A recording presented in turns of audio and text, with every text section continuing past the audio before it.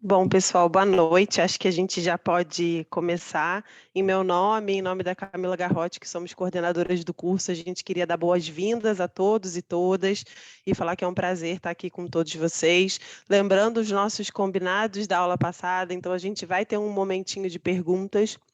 Vamos deixar para o final, para que a Renata possa fazer a exposição dela e trazer todos os pontos que ela pensou. Também a gente vai dar preferência para quem tiver com câmera aberta, por uma questão de cortesia. Quem dá aula online sabe o quanto é importante ver a carinha dos alunos e como é gostoso ter esse feedback. Então, a gente vai dar preferência para quem tiver com a câmera aberta. E agora a Camila ela vai apresentar a nossa especial professora convidada e falar um pouquinho sobre a aula de hoje. Pessoal, hoje a aula vai então tratar sobre a propriedade intelectual, né, e o papel dos influenciadores digitais, envolvendo aí os aspectos legais que tocam nisso. E também a Renata vai trazer um pouco a introdução dos conceitos iniciais de PI, né, e qual é o papel dos influenciadores, a regulamentação, a legislação aplicada, e também um pouco de exemplos, né, de casos reais, o que ela já teve a experiência aí de vivenciar. Então, não vou me alongar mais, vou apresentar para vocês a Renata Campos. Ela é advogada, graduada pela FMU, que é a Faculdade de Metropolitanas Unidas, em São Paulo. É pós-graduada em Propriedade Intelectual pela Universidade de Oxford, na Inglaterra, e em Direito Empresarial pela FGV, em São Paulo. A Renata atua há mais de 12 anos no Grupo Natura e atualmente ela está baseada em Londres e lidera a área de propriedade intelectual e legal marketing para as empresas Natura e The Body Shop. Renata, com você a palavra. Muito obrigada pela disponibilidade, por estar brilhantando aqui o nosso curso. Obrigada, Camila. Obrigada, Júlia. Boa tarde, boa noite a todos. Eu estou boa noite, mas acho que para vocês ainda é final de tarde. É um prazer falar sobre esse tema. Acho que super bacana a iniciativa da BPI de trazer essa discussão, e ainda mais com um público tão diverso, porque as meninas comentaram comigo que não somos só advogados, então tem influenciadores, tem pessoas do marketing, então prometo para vocês que eu vou tentar o mínimo de juridiquês possível na apresentação, e a gente vai trabalhar muitos conceitos em cima de exemplos e as discussões em cima de exemplos, que eu acho que também vai ficar muito mais interessante para vocês, tá bom? Carol, você pode passar para mim, por favor? Pode pular. Desculpa, gente, não apresentei a Carol trabalha comigo, é advogada sênior da Natura, e ela vai me ajudar hoje acompanhando o chat, qualquer coisa, e ela está passando a apresentação para mim conseguir compartilhar a apresentação com vocês. Mas vamos lá, começando então, acho que o primeiro ponto que eu gostaria de trazer para vocês é qual que é o papel dos influenciadores digitais, né? E falando um pouco sobre a visão de marca, a visão de empresa, a visão de anunciante, né? Então, o papel de um influenciador, ele é gerar conteúdos que promovam produtos, serviços, promovam a marca, que criem desejabilidade de um produto, que tragam ali um valor agregado para o que a marca está trabalhando, né? E geralmente esse trabalho dos influenciadores, ele é feito de maneira onerosa. Então, seja por via de pagamento, de um contrato, de uma remuneração, ou mesmo através de produtos, permutas, enfim, tem vários modelos aí econômicos, mas não financeiros, que podem ser aplicados para isso. E o segundo ponto importante para todas as marcas é a escolha do influenciador, com quem que eu vou trabalhar daqui para frente, né? Então, essa decisão, essa escolha, ela está muito relacionada com os valores e crenças da empresa e com o posicionamento daquela pessoa. Então, eu trouxe aqui 2 exemplos de 2 marcas do grupo, então, acho que todos vocês conhecem a Natura. A Natura é uma empresa super conhecida por trabalhar a sustentabilidade, por ter produtos veganos, por se preocupar com o meio ambiente, desde a produção dos produtos até toda a pegada de carbono, disponibilização e tudo mais. Então, quem que estaria mais alinhado com isso para trabalhar essa marca, né? Para trabalhar a marca Ecos, por exemplo, que hoje é a marca carro-chefe de sustentabilidade da Natura. Então, ano passado a gente fez uma parceria com a Gisele Bündchen, e esse foi um pouco da decisão, né, de quem que tem mais fit com a minha marca, quem que tem um posicionamento consistente, porque também não adianta, hoje a gente tem um leque de influenciadores para selecionar. E como que se seleciona, né? E eu sempre falo isso para os times de marketing. É muito importante, não uma legal due diligence, mas uma mini due diligence em cima de quem você está contratando. Por quê? Porque tem muita gente nova, tem muita gente interessante, mas tem muita gente que não tem aquele background tão importante. Aí você lança uma campanha, 2 meses depois você descobre que aquela pessoa que falou que era super sustentável, na verdade não é, teve um incidente há 2 meses atrás, e a gente está falando de internet, as coisas vêm à tona, né? Tá na internet, tá no mundo. Então, é sempre importante também olhar o background e todo o histórico da pessoa com quem você está se relacionando enquanto marca, né? E o outro exemplo que eu trouxe para vocês, que tem um posicionamento totalmente diferente enquanto empresa, é a Avon. A empresa de Avon, ela fala de um empoderamento feminino, ela fala de mulheres fortes, de mulheres de garra. Então, por que não trazer a Marta, que é super bem sucedida num ambiente super masculino?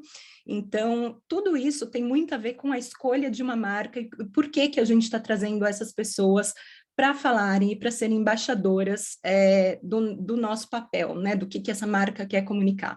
Geralmente são pessoas que por si só já comunicam isso e só vêm a somar junto com a marca, tá bom? Carol, por favor, próximo. Então, um pouco da publicidade para o influenciador, e aí eu estou cotando aqui o CONAR, é a mensagem de terceiro destinada a estimular o consumo de bens ou serviços realizada pelos chamados influenciadores digitais a partir da contratação pela agência, pelo anunciante ou pela agência, né? E mesmo segundo o CONAR, 3 elementos são necessários para que configure publicidade, para aquele trabalho que o influenciador está fazendo da internet para que ele configure publicidade, porque vocês vão ver ao longo da apresentação que tem muitas coisas que os influenciadores fazem, muitas vezes organicamente, que não são considerados publicidade. Então, tem uma série de exceções às regras que precisam ser cumpridas daí, tá bom?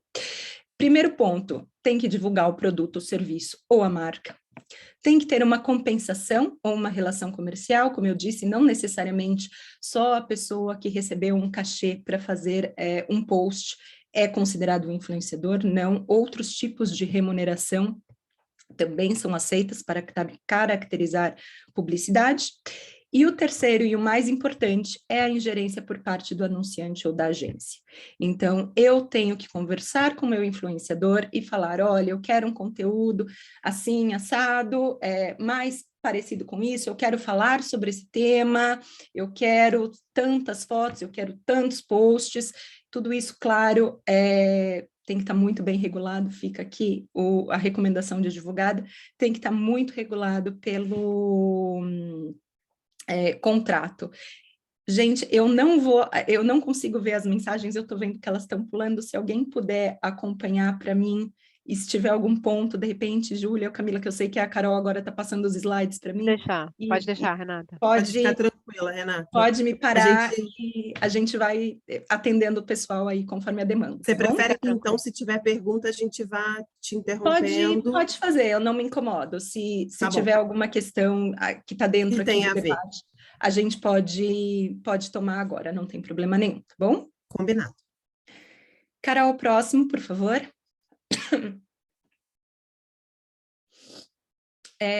E aonde que está a propriedade intelectual, então, desse trabalho, dentro desse trabalho do marketing digital?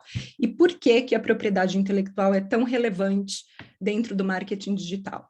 Primeiro, porque, como eu falei desde o primeiro slide, o que o influenciador faz para uma marca é a geração de conteúdos. Então, esses conteúdos, as entregas que vão ser disponibilizadas, são protegíveis por propriedade intelectual. Elas sendo protegíveis por propriedade intelectual, alguém vai ser titular. Quem vai ser o titular? Vai ser a marca? Vai ser o influenciador? Vai ser a agência de publicidade? Então, tudo tem que estar muito bem regulado através de um contrato. Mas está aí a importância da propriedade intelectual para isso. Então, tudo que permeia a criação do conteúdo, ou seja, o que vai estar lá, como vai estar lá, quem vai participar dessa criação, e o que, efetivamente, eu vou colocar uma marca, eu vou colocar um artista, eu vou colocar uma música de fundo, tudo isso envolve direitos autorais também. Né? Então, se for incluir direitos de terceiro dentro desse conteúdo que vai ser gerado, é muito importante que a marca, o influenciador, obtenha autorização, porque como vocês vão ver mais para frente, a publicidade, qualquer uso comercial de direitos de propriedade intelectual de terceiros, ele é presumidamente oneroso. Então, não há uma exceção que permita, para uso comercial, que você use direitos de propriedade intelectual, direitos autorais de terceiros, sem que haja uma autorização prévia ou uma remuneração atrelada a isso. Você pode até negociar que não haverá remuneração, mas precisa ter uma negociação anterior para que isso aconteça, tá bom? Outro ponto importante é que o uso desautorizado de direitos de propriedade intelectual geram impactos para a marca ou para o influenciador. Então, eu usei indevidamente um fonograma, eu usei indevidamente uma imagem, uma foto, eu certamente vou ser demandada a pagar uma indenização. Eu posso ter o takedown disso, eu posso ter que retirar materiais de circulação. Claro que da internet para as marcas, para o influenciador, isso é um pouco mais fácil de tirar das páginas pessoais, claro, mas se esse material também tiver impresso, por exemplo, falando de Natura ou de Avon, que tem revistas a cada 21 dias, se isso está na internet, mas também está nos catálogos de produtos, enfim, eu não tenho como tirar isso de circulação. Então, tenho que estar preparado a pagar uma indenização, a renegociar esses direitos e tudo mais. Então, muito cuidado com o conteúdo que você está gerando, com o conteúdo que você está criando, né? Outro ponto, esteja atento aos termos e condições das plataformas digitais. Muitas das plataformas digitais disponibilizam conteúdos, por exemplo, no Instagram, no TikTok, você pode, se você tiver um TikTok pessoal, você pode selecionar qual música você quer colocar de fundo no seu vídeo, mas não necessariamente isso autoriza uma marca ou um influenciador que está fazendo uma propaganda, uma publicidade, a utilizar isso de maneira gratuita. Então, a gente vai ter essa discussão mais para frente, só estou antecipando alguns pontos, dando um spoiler da apresentação para vocês, tá? Outros pontos importantes com relação a plataformas digitais. A maioria das plataformas, elas têm programa de Brand Protection ou Copy Strike, então, por exemplo, o YouTube, ele reconhece músicas e ele derruba automaticamente os vídeos. Então, não necessariamente precisa alguém fazer a denúncia, falar, olha, eu sou o titular dessa marca, desse direito autoral, não. Então, já tem inteligência artificial reconhecendo direitos de terceiros e derrubando esse conteúdo. E é claro, se você é derrubado por algumas vezes, e aí cada plataforma tem um número diferente de takedowns, você pode ter a sua própria conta bloqueada. Então, você imagina, para um influencer ou para uma marca, qual que é o prejuízo de ter a sua conta oficial derrubada por infração de direitos de terceiro, né? Numa realidade que hoje todo mundo tem um smartphone, todo mundo está conectado, todo mundo passa horas do dia nas redes sociais, né? E por fim, que a não observância das normas e das leis aplicáveis a esse ponto pode gerar, sim, danos financeiros e reputacionais para a marca e para o influencer, e eu vou trazer alguns exemplos disso para vocês mais para frente, tá bom? Carol, por favor, próximo. Obrigada. Então, como nem todos aqui são advogados e trabalham com propriedade intelectual especificamente, eu vou trazer alguns conceitos, mas eu vou passar bem por cima do que são esses conceitos, porque eu acho que o mais interessante vai ser discutir isso dentro dos casos, mas, por favor, se tiver alguma dúvida, levantem a mão, façam um comentário no chat e eu fico aqui à disposição para explicar para vocês, tá bom? Então, primeiro, o que protege a propriedade intelectual? Então, o direito de propriedade intelectual, ele protege qualquer criação humana, então, qualquer criação do intelecto, seja ele trabalhos científicos, artísticos, tecnológicos, símbolos, marcas, etc. E a propriedade intelectual, ela garante ao titular do direito um direito de exclusividade por um prazo determinado. Então, é uma troca com a sociedade, eu te dou isso daqui por um tempo determinado, depois desse tempo, para direitos autorais ou para alguns outros direitos de propriedade intelectual, você disponibiliza isso de volta para a sociedade, como vocês vão ver na parte de direitos autorais, por exemplo, depois de 70 anos da morte do autor, muitas das obras elas entram em domínio público, vocês não precisam mais buscar autorização. Mas, durante o período de proteção, sim, é necessário obter essa autorização, tá? Então, basicamente, a propriedade intelectual ela está dividida em duas categorias, que é a propriedade industrial, que cobre marcas, patentes, desenhos industriais, indicações geográficas e cultivares, e a parte de direitos autorais, que abrange os trabalhos artísticos, literários, filmes, músicas, e além dos direitos conexos também, então, interpretações, fonogramas e tudo mais, estão cobertos também por direitos de propriedade intelectual. Pode passar, Carol, por favor. Então, só um warm-up, acho que vocês podem responder pelo chat ou abram o microfone e chutem, não tem problema nenhum. Eu queria perguntar para vocês quais direitos vocês identificam aqui ou quantos direitos de propriedade intelectual vocês identificam nesta imagem. Alguém quer arriscar? A gente tem marca. Direito de imagem. Desenho industrial.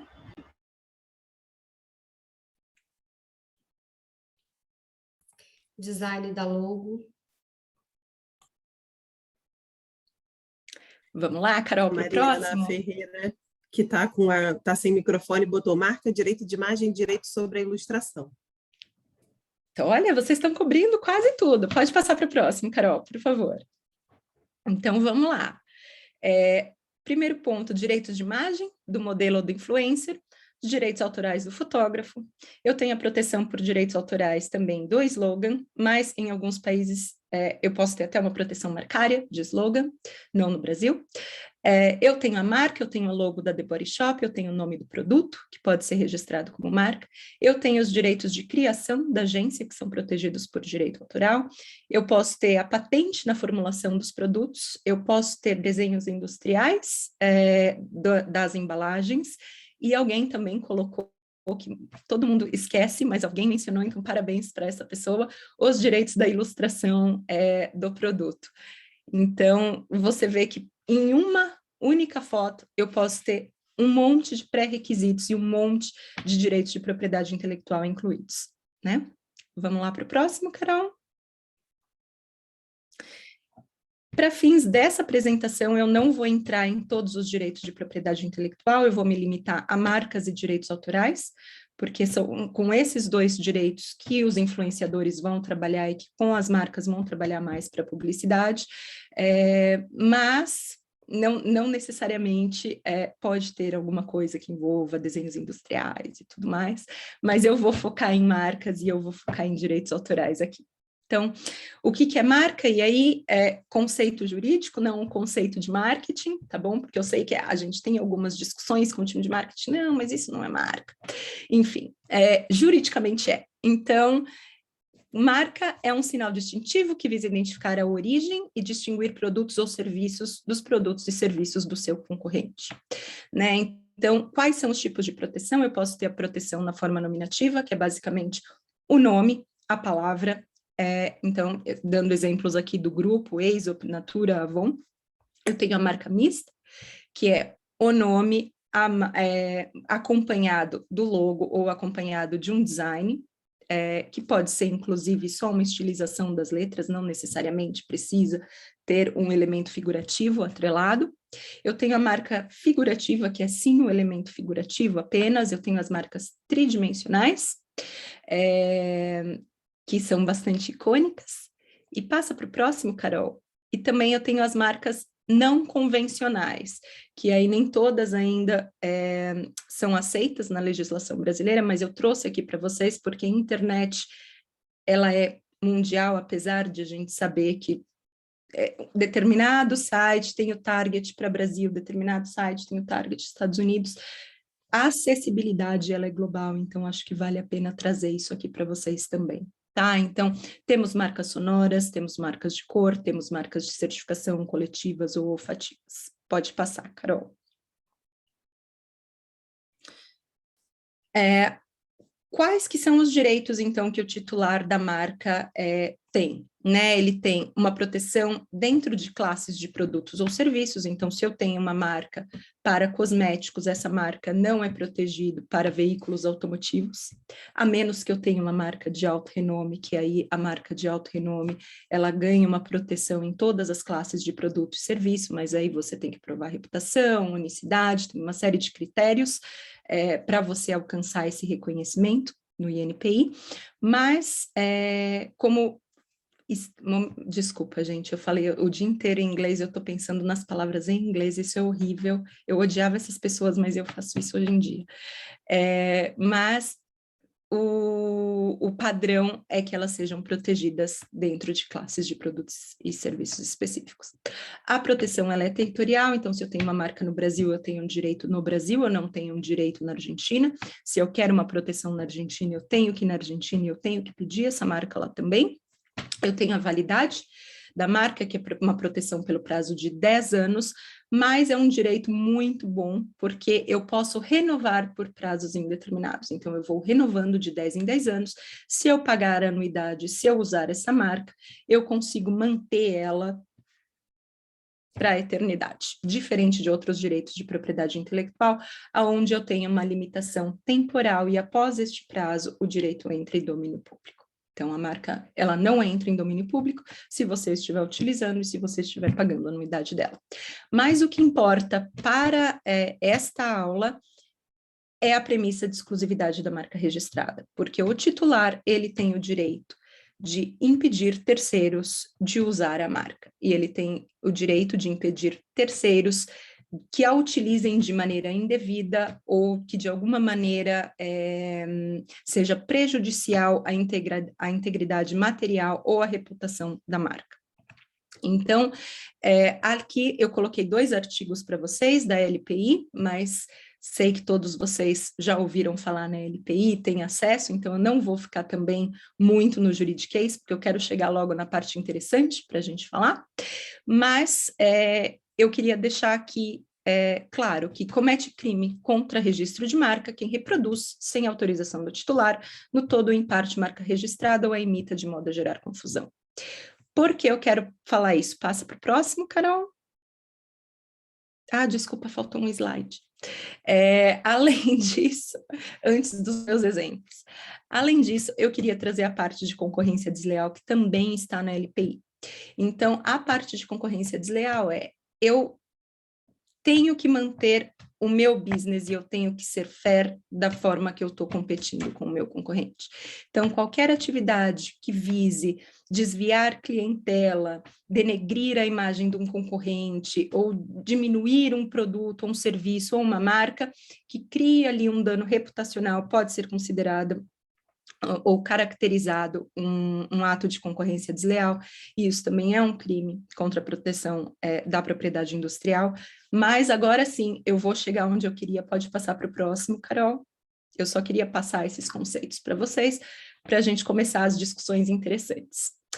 Primeiro Renata, caso que eu queria... Desculpa, se pode você falar. me permite fazer uma pergunta que está aqui no nosso chat, antes de você passar Claro. para os cases, Vamos a lá. Gabriela Freire está perguntando como que são protegidos os slogans aqui no Brasil, já que você trouxe um exemplo de slogan. Perfeito. Os slogans aqui no Brasil, eles são protegidos por direitos autorais, então ele tem uma proteção automática a partir do momento que você o divulga, mas o que muitas marcas fazem, não estou falando que isso é certo ou que é errado, eu vou lançar essa campanha daqui a 5 meses, por exemplo, tá? E a proteção de direitos autorais, ela começa do momento que se torna público. Então, a LPI, ela tem uma previsão que expressões de propaganda não são registráveis como marca. Mas se eu fizer um pedido de marca no INPI, isso é publicado na RPI, e de alguma maneira isso é divulgado e eu passo a ter algum tipo de proteção. Então, isso é um artifício usado mas a LPI não permite uma proteção de expressões de propaganda ou de slogans, tá? Isso é protegido por direitos autorais a partir do momento que é lançado, e aí pode ser, enfim, via de artimanha ou via pelo lançamento da própria campanha. Aí, muitas vezes a gente fala, não é isso. Então, passando para o próximo. O primeiro case que eu queria trazer para você, se vocês olharem essa imagem aqui da esquerda, pensando que isso é um influencer. Ele é um influencer de que marca? Nike. Não. Ele é um influencer da marca da Scooter. Então, qual que é o primeiro ponto que eu trouxe para vocês do direito de marcas, né? E por que é interessante para essa marca de scooter, que, desculpa, eu não consigo ler porque está muito pequenininho, mas depois eu posso compartilhar com vocês qual que é a marca. Por que isso é um problema? Porque todo mundo olha esta imagem, olha a Nike, ou de alguma maneira pode entender que a marca da scooter está se associando à Nike, ou pegando uma carona aí no reconhecimento e na fama da Nike. Então, ainda que isso aconteça, porque, enfim, todos nós utilizamos algum tipo de roupa, tênis, acessório, é muito importante que numa postagem de marca, num post publicitário, eu não esteja colocando a marca de terceiro em evidência. Primeiro, que eu não esteja utilizando a marca de terceiro. Mas se por acaso fosse uma mini loguinho da Nike no cantinho aqui da blusa, que mal desse para ver, ou que desse para ver muito pequeno, qual que seria a minha sugestão? Coloca o efeito blur. Descaracterize a marca do terceiro. Porque se você colocar uma foto dessa, você deveria, primeiramente, obter uma autorização da Nike, porque você está fazendo uma associação, de alguma maneira, do seu produto, do seu anúncio, com uma marca de terceiros, isso não é autorizado, tá bom? Então, primeiro caso, espero que tenham gostado, tem muitos outros, vou tentar trazer uma diversidade grande. Um segundo caso de marcas está que esse é um problema que principalmente as marcas de luxo começam a enfrentar hoje em dia.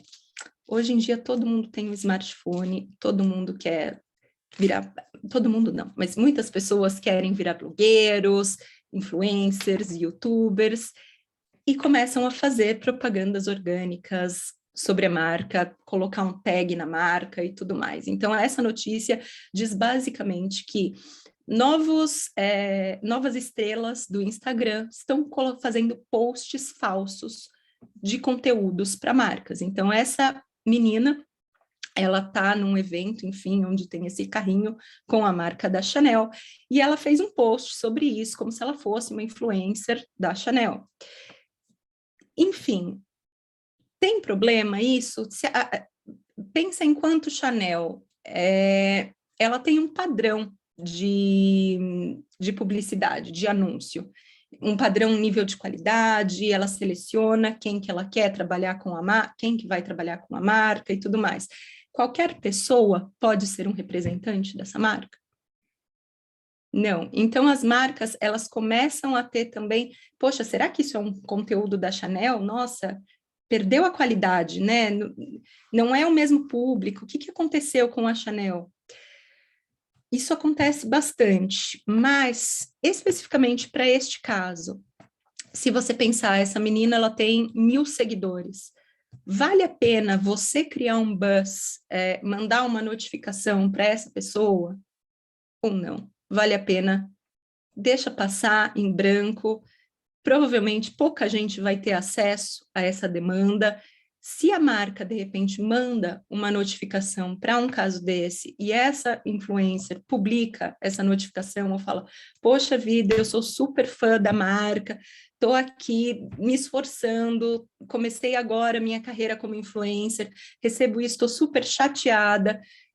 Um veículo de comunicação fica sabendo dessa notificação, cria um barulho em cima, você vai estar chamando mais atenção para um problema do que deixar passar. Então, eu acho que quando a gente trabalha do ponto de vista de propriedade intelectual com marcas, muitas vezes os times de marketing vão chegar para a gente falar, olha, aconteceu isso, esse post é horroroso, né? Porque a maioria das marcas tem um serviço de monitoramento, de como que os consumidores estão, o que estão falando da marca.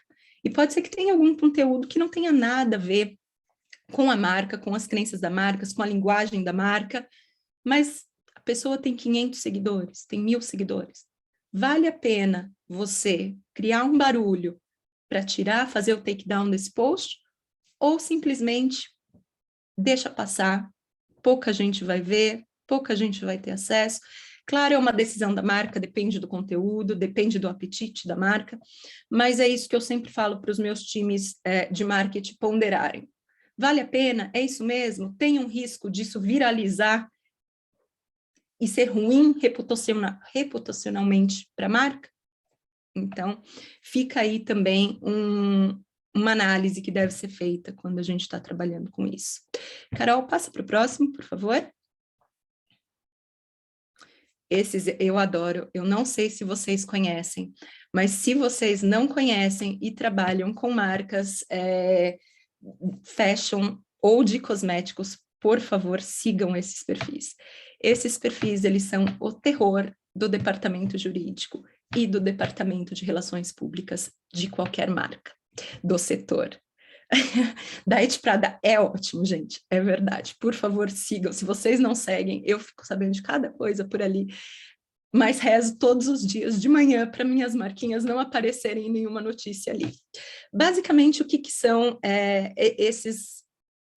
esses links, né? Eles são influenciadores e essas marcas, elas... Dois pontos, acho que vamos começar primeiro pelo nome deles, né? Como eles se chamaram. A primeira, clara referência à marca Estée Lauder, certo? Uma marca super premium, super conceituada, com uma reputação muito boa, uma marca de luxo, que basicamente hoje fala mal da indústria cosmética. Então, por exemplo, empresa X foi acusada por um colaborador de racismo, foi acusada de apropriação cultural, foi acusada... É este tipo de notícias que esse perfil publica. A Estée Lauder fica feliz com este tipo de paródia da marca dela? Com certeza não. Mas aqui é um outro ponto que eu trago para vocês.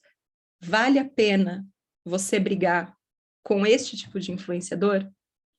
Ou o quão fair não é, e aí do ponto de vista de liberdade de expressão, de você ter, porque, gente, é uma paródia muito boa, chama Estée Lauder, e é basicamente o que o perfil faz, ele lava a roupa suja ali, né, ele expõe alguns erros, alguns problemas que acontecem com a indústria cosmética, que podem sim ser verdade, e geralmente o são. Então, eu acho muito interessante, porque aqui no Estée Lauder, eles falam que no ads, então eles não têm nenhum anúncio, eles basicamente têm essa finalidade, então eles se sustentam muito nisso. Vale a pena você entrar com uma ação para tentar fazer com que eles mudem a marca, com que eles não se associem com a sua marca? Talvez não, né? Segundo, Diet Prada, esse é sensacional, e esse começou com, exatamente, tem mais de 3 milhões de seguidores, gente, é muita gente, e é gente do mundo inteiro, então você vê posts da China, de colaboradores da China, de gente da Índia, de gente do Brasil, comentando sobre as marcas, comentando sobre o dia a dia, sobre as campanhas, é sensacional. Mas esse perfil, ele começou como um perfil anônimo, e há alguns anos atrás, depois eram as pessoas da indústria fashion, então eram 2 pessoas que trabalhavam na indústria que criaram isso, só que eles mudaram um pouco o perfil do perfil deles, olha eu. Eles mudaram um pouco a atuação deles dentro do blog. Então eles começaram, assim como a Estée Lauder, falando muito, criticando a indústria, falando todas as coisas que estão erradas. Poxa, as modelos não podem comer, elas ficam horas sem comer. Poxa, e todo o trabalho escravo que vem da China, a indústria fashion que está poluindo porque é um consumo desnorteado de roupa, desnecessariamente, roupas de baixa qualidade, tudo mais. Então, começou com uma pegada muito bacana, mas eles mudaram muito para um perfil de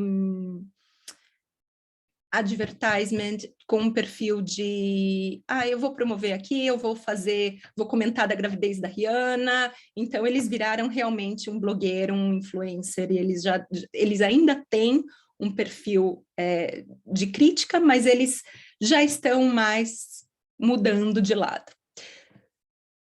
O segundo ponto agora eu posso falar qualquer coisa e eu posso, na minha liberdade de expressão, comentar ou denegrir uma marca, porque eu posso falar, dar a informação, mas eu tenho que ter muito cuidado em como eu dou essa informação, qual que é a informação que eu estou passando. Eu tenho certeza que isso está acontecendo? Eu não tenho? Eu tenho uma evidência? Enfim, acontece que eles estão sendo processados pela Dolce & Gabbana, porque eles acusaram, e aí foi uma frase, eu não consegui resgatar aqui, porque óbvio isso não está mais no perfil, mas foi uma frase que os acusava de racismo. Então não foi recebemos comentários que foi alguma coisa, olha que atitude racista, absurda, blá, blá, blá. Você está chamando uma marca conceituada de muitos anos de racista. E isso, gente, eles fazem todo dia sim, dia não. Tem alguma acusação bem tenebrosa nesse tipo de sites.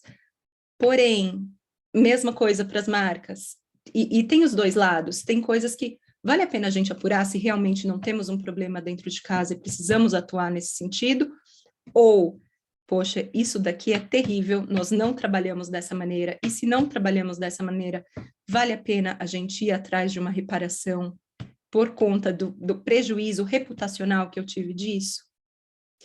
Então, só para uma dica também para os influenciadores ainda que haja uma liberdade de expressão, e acho que a liberdade de expressão é muito importante, trazer problemas das indústrias é muito importante hoje em dia, quando a gente está falando de visibilidade, enfim, de empoderamento das pessoas e da sociedade que a gente vive, em melhorar a sociedade, isso é muito importante. Mas como você faz isso, saiba que você pode ser responsabilizado pelo que você está falando ali. Então, é muito importante que você tenha uma curadoria, que você entenda o que você está falando, que você não acuse uma marca, ou minimamente você tente entender se faz sentido ou não faz sentido, ou como faz sentido. Pode passar, Carol. Eu vou mudar de marcas para direito autoral. Alguém tem alguma dúvida? Quer fazer algum comentário? Tem algum outro exemplo que gostaria de compartilhar? Posso passar? Tá tudo bem até aqui? Então, tá bom. Então, eu vou seguir esse modelo na apresentação, eu vou falar um pouco da teoria, depois eu venho com os exemplos da prática e eu passo as minhas percepções para vocês. Tá bom? Então, o que são os direitos autorais? Já antecipei um pouco, são direitos automaticamente concedidos ao criador de uma obra. E tem um D a mais aqui, gente, desculpa, depois eu arrumo a apresentação e mando de novo para vocês.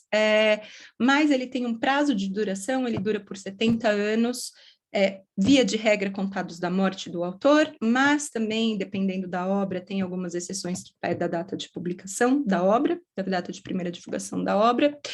Cobrem trabalhos literários, livros, poemas, peças, músicas, trabalhos científicos, artísticos e obras arquitetônicas. E, mais uma vez, também já mencionei, os direitos conexos de autor incluem performance de artistas, fonogramas e outros tipos de obra. Pode passar, Carol, por favor. Então, aqui, só alguns exemplos, né? Ilustrações, fotografias, ilustrações, slogans. Pode passar, Carol. Músicas, sites, layouts, revistas, jornais, obras literárias. Pode passar. E eu queria fazer uma pausa aqui, porque eu acho que é aqui que tem um pouco de problema e dificuldade, né? Um pouco de problema, não. Na verdade, exige um pouco mais dos times de marketing, de criação e também dos advogados que revisam esse tipo de conteúdo. Prédios e obras arquitetônicas são protegidos por direitos autorais. Então, não é toda foto de prédio ou de uma obra que você pode utilizar. Então, se, por exemplo, e aí eu trouxe aqui o exemplo mais icônico, é o da Torre Eiffel, em Paris. A Torre Eiffel, ela já está em domínio público durante o dia. Durante a noite, não. Porque a iluminação na Torre Eiffel, ela ainda está protegida por direitos autorais. Então, se eu tenho uma blogueira que está passeando em Paris e vai fazer um review da minha marca, um post sobre a minha marca na frente da torre, falando, eu tô aqui em Paris e olha a cidade da moda e tô aqui usando o meu look da marca X, e ela faz isso de dia, tudo certo. Posso repostar, não tem problema nenhum. Se ela faz isso de noite, o que eu faço? Eu posso assumir o risco, o ideal é que eu busque uma autorização, porque ela está protegida. Renata, como que eu vou saber se isso está protegido ou não está protegido? Não tem uma base de dados para isso. Então, lugares icônicos, obras arquitetônicas que você olha e, não, peraí, isso daqui é muito icônico, vale a pena consultar o jurídico e perguntar, gente, eu posso usar, tá tudo bem? Outro ponto que é muito importante, tem alguns que a gente já sabe que tem problemas ou que não tem problemas, incluam exemplos nos treinamentos de vocês com os times de marketing, com os influenciadores, porque isso traz awareness para as pessoas. Então, elas, poxa, eu lembro que a Renata falou alguma coisa de obras arquitetônicas. Será que eu preciso buscar autorização? Será que eu não preciso? Ainda que ele não saiba, eles vão consultar vocês. Então, mantenham os treinamentos regulares e incluam os exemplos sobre isso, tá bom? Porque nem todo mundo lembra. Quando é foto, quando é vídeo, quando é música, todo mundo lembra. Quando a gente entra em obras arquitetônicas, às vezes passa desapercebido, mas ainda tem problema, tá bom, gente? Pode passar. Carol. E mais uma vez, assim como para as marcas, para direitos autorais também, o autor é quem pode autorizar o uso, é ele o proprietário do direito autoral, então qualquer uso desautorizado também vai gerar impacto, também vai gerar indenização, também pode gerar o takedown ou a retirada desse material de circulação. Então, aqui eu também não vou passar pela lei de direitos autorais, depois vocês podem consultar, mas é o mesmo racional, tá bom? Pode passar, Carol. Vamos para a parte interessante, certo? Ficar de olho aqui no horário, porque eu não quero, eu acho que eu vou passar do horário, gente, desculpa, mas vai ser bacana. O primeiro ponto que eu queria trazer para vocês de direitos autorais é música. Música é um problema. Aqui, como vocês podem ver, na primeira notícia, no canto esquerdo, YouTubers e as gravadoras estão brigando e as gravadoras estão ganhando.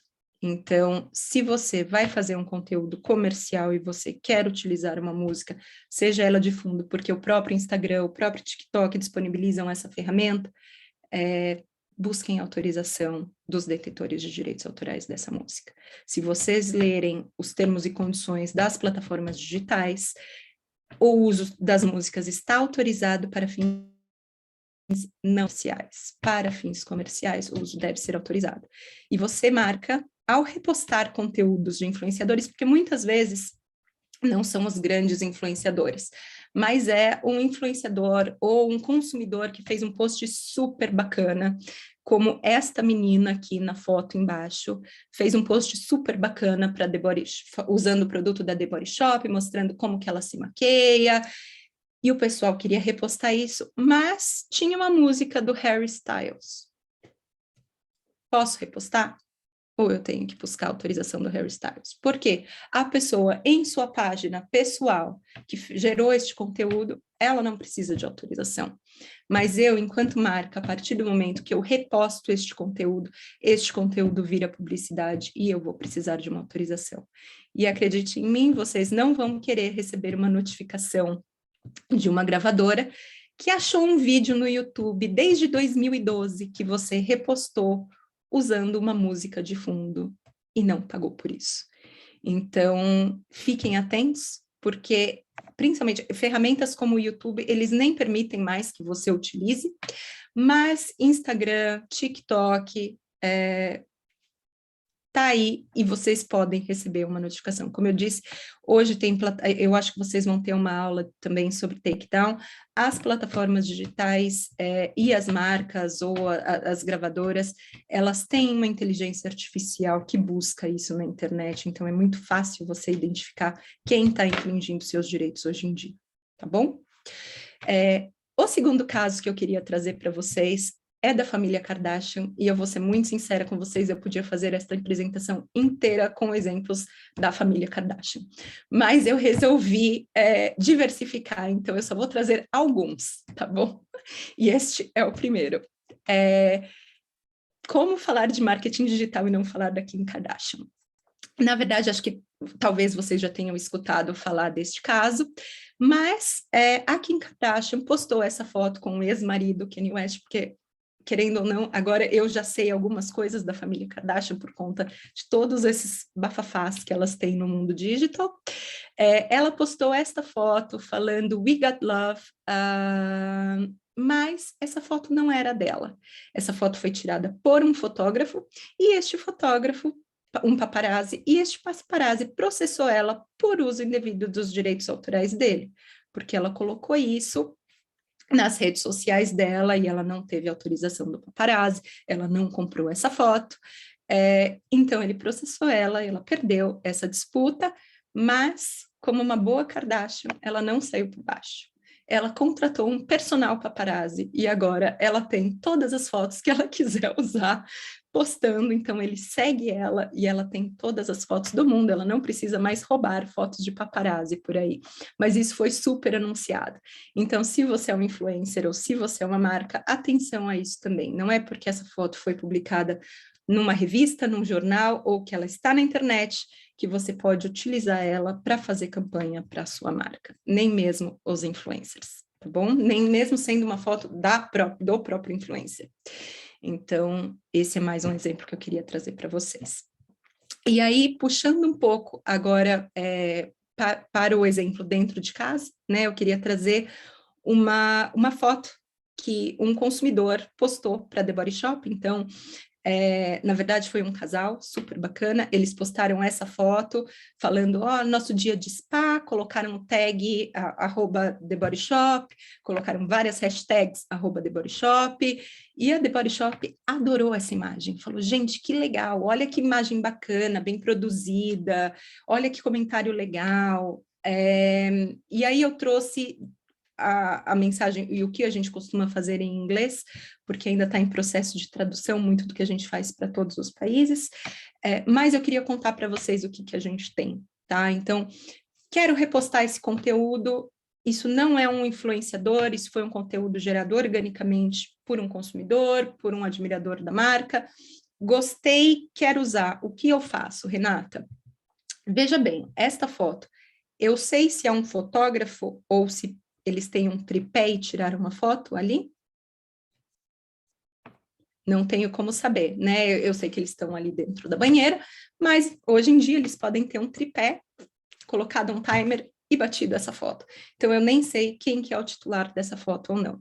Como que eu posso viabilizar esse uso, né?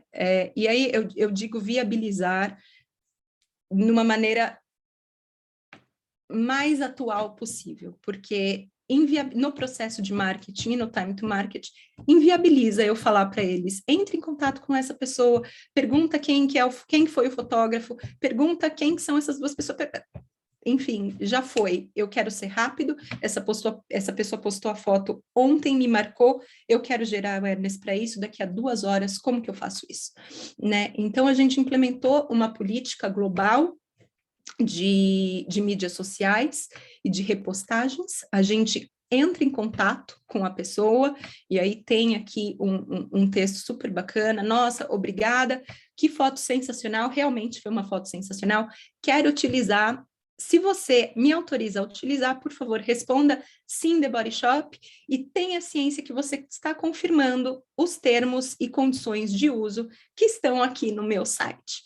E aí eu tenho um site que regula toda forma de uso, e inclusive fala que, desculpa, se qualquer pessoa me notificar por infração de direitos de propriedade intelectual, eu automaticamente vou retirar esse material de circulação, mas que você autorizar o uso dessa imagem, você garante para mim que você tem todas as autorizações, sejam elas de direito autorais, de direitos da personalidade e tudo mais. Então, claro, a gente não mandou essa mensagem em inglês, a gente mandou em português, mas eu trouxe aqui um exemplo de como a gente trabalha hoje na The Body Shop para viabilizar do ponto de vista de marketing.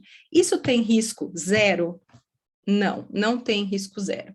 O risco zero seria eu, The Body Shop, saber quem é o fotógrafo, ter uma autorização direta do fotógrafo, ter a autorização destas 2 pessoas, só que isso inviabiliza o dia a dia de marketing. Então, o que a gente pode fazer para garantir, para mitigar o risco e para viabilizar os processos e os projetos hoje em dia? Essa foi uma forma criativa que a gente usa em algumas outras marcas também, já valem desse processo hoje em dia, e funciona muito bem, tá, gente? Pouquíssimas vezes, eu acho que quase nenhuma, a gente recebeu um comunicado, olha, essa foto tem um problema. Não me lembro de cabeça, você se lembra, Carol, de algum? Acho que não. Não. Mas, efetivamente, funciona e vale a pena você ter isso. E, mais uma vez, treinamentos, porque são muitas pessoas no marketing, são muitas agências por trás das pessoas de marketing, então todo mundo tem que ter ciência dessa necessidade, saber que a gente tem um processo, tem uma política, tem os termos de uso, vamos seguir o processo e fazer isso direitinho para a gente conseguir viabilizar para vocês, tá bom? Pode passar para o próximo, Carol, por favor. Direitos, terminei direitos autorais, alguém tem algum ponto? Quer fazer alguma pergunta? Não? Tá ótimo. Direitos da personalidade, os direitos da personalidade não estão protegidos na LPI, eles estão protegidos pelo Código Civil, então também são direitos considerados essenciais e eles são os direitos que a gente fala, os direitos de imagem, voz, depoimento, e eles podem ser licenciados ou autorizados o uso expressamente, né, para as marcas. E aí, sempre lembrar que não há cessão de direitos da personalidade, há uma autorização de uso. Então, eu, Renata, não posso ceder o meu uso para uma marca, né, isso não é válido juridicamente. Então, eu sempre vou ter uma autorização por um prazo determinado, num território determinado, por mídias que foram autorizadas. Qualquer uso fora desses 3 critérios vai ser considerado um uso desautorizado, tá bom? Pode passar, Carol, para os exemplos, por favor. Cases interessantes. Forever 21, acho que todo mundo também conhece, a Ariana Grande, a cantora, e ela é bastante conhecida por essas fotos, pelo cabelo preso, enfim. A foto de fundo é ela, as 2 fotos do canto direito não são ela. São modelos que se parecem muito com ela. E ela processou a Forever 21 porque basicamente criava uma associação indevida com ela. E aí isso gera uma série de problemas. Não só pelo uso desautorizado, mas ela pode ter licenciado os direitos de imagem dela para uma marca concorrente. Ela pode ter contratos com terceiros que a impeçam de autorizar a Forever 21 a continuar utilizando. E isso acontece bastante. Então, qual que é o ponto? Eu usei, mas se ela reclamar, depois eu negocio com ela. Pode ser? Não, não pode ser. Pode ser que ela não possa te autorizar. Então, pode ser que você tenha que, de qualquer maneira, retirar esse material de circulação. E o valor disso, dependendo de quão celebridade é esta pessoa, pode ficar extremamente alto, dependendo do uso que você vai fazer. Então, tomar bastante cuidado, não só com a própria imagem da pessoa, mas com pessoas muito parecidas. Eu não tenho orçamento para contratar a Ariana Grande. Vamos contratar uma modelo muito parecida com ela e fazer uma pose que ela faria, ou copiar alguma pose que ela já fez? Isso dá problema. Então, não façam, por favor. O segundo exemplo que eu tenho aqui para vocês é da atriz americana Catherine, eu não sei pronunciar o nome dela, gente, mas essa é uma rede de farmácias de Nova York, e a atriz entrou na loja, fez as compras dela, saiu da loja, um paparazzi que estava seguindo ela tirou as fotos, o paparazzi vendeu, a farmácia comprou os direitos autorais da foto do paparazzi e publicou esse post falando: nem mesmo a atriz consegue resistir a umas comprinhas na minha farmácia. Ou seja, endossando ali, como se a atriz estivesse endossando o business deles, né? E ela processou a rede de farmácia em 6 milhões de dólares pelo Twitter, que foi feito com a foto dela, carregando as sacolinhas. E reparem que por essa foto você nem reconhece quem é a atriz, porque eu não sabia quem era ela. Eu joguei no Google, depois eu vi, eu falei, gente, eu sei quem é ela, assim. Por essa foto, ela tá de óculos escuros, cabelo preso. Talvez ela passasse até desapercebida. Mas ainda assim, se alguém entrar no seu estabelecimento, ou, tem alguém passando aqui na frente, posso tirar uma foto, publicar, criar algo orgânico? Obtenha uma autorização. Mais uma vez, você não sabe se essa pessoa já tem algum contrato com alguma outra marca que inviabiliza ela de autorizar o uso da imagem para você, ainda que futuramente, tá bom? O último exemplo é um exemplo super engraçado, na verdade, e é um exemplo que deu certo, tá? Então, pode ser que as marcas se deem muito mal, o anunciante se dê muito mal, mas pode ser que ele se dê muito bem também. O Pharrell, ele apareceu no Grammy com este chapéu, que vocês estão vendo aí na foto, e tem uma rede de fast food nos Estados Unidos chamada Arby's, enfim, também não conhecia, só conheci pelo caso, que tem esse design, né, esse logo com o chapéu. E aí, durante o evento do Grammy, eles viram o chapéu do Pharrell e falaram, nossa, que legal, parece com o nosso logo. E postaram, hey Pharrell, can we have our hat back? Vejam só, isso poderia ser considerado como alguma forma do Pharrell estar fazendo uma publicidade para eles, né? Estaria endossando a rede, enfim. O Pharrell, super bonzinho, respondeu e viralizou, fez a brincadeira, entrou na brincadeira. E por que isso deu super certo? Ele conversou com a marca conversou com ele, e no final eles fizeram um leilão desse chapéu e doaram para caridade. Deu super certo. Mas, se perguntassem para mim, Renata, posso colocar esse post? Eu ia falar, tenha cuidado com esse post, não é todo artista que vai levar can we have our hat back numa boa, ou não vai ver isso como um endosso indevido ou algo mais e não vai querer um dinheiro atrás disso.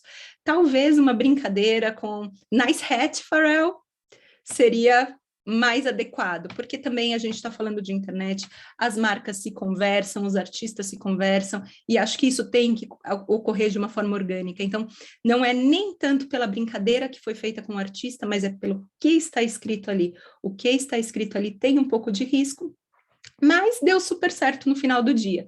Depende muito também ali do apetite e do assessment de risco de cada uma das marcas, né? O que você quer, como que você quer se posicionar, o que você quer falar, tem marcas que tomam mais risco que outras, isso é inerente à marca.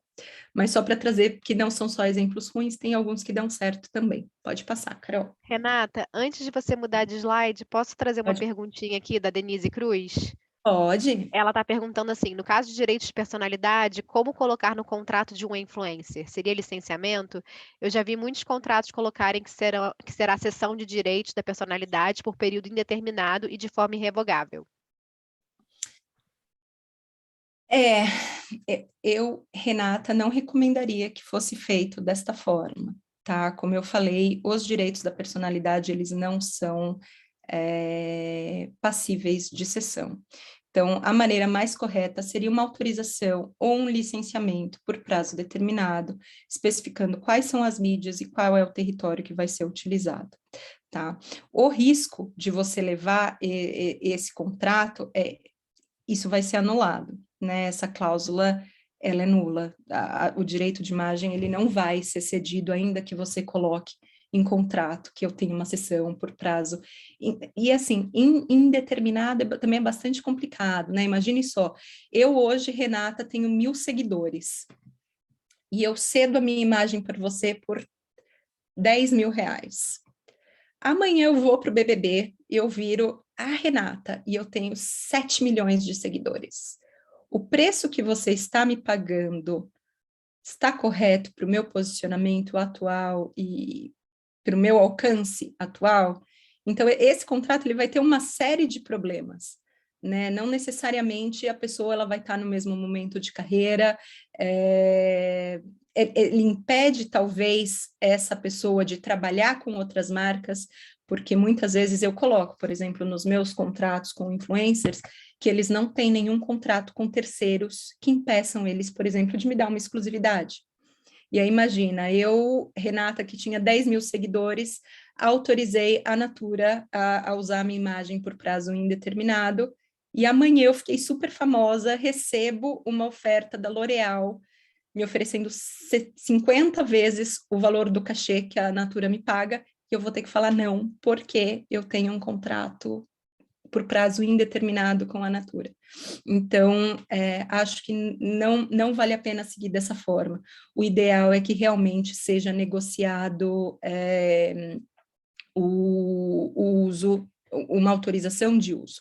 O que tem muitas vezes, e a gente costuma colocar também, seria uma autorização por prazo indeterminado ou por um prazo longo, tá? Então, 10, 20 anos para uso não comercial pela marca. Isso eu acho que é mais comum e é mais aceitável. Então, eu vou falar daqui a 10 anos, sei lá, no aniversário de 25 anos da marca Ecos, que a Gisele Bündchen participou de uma campanha minha, ou no histórico da minha empresa, num material para acionistas, enfim.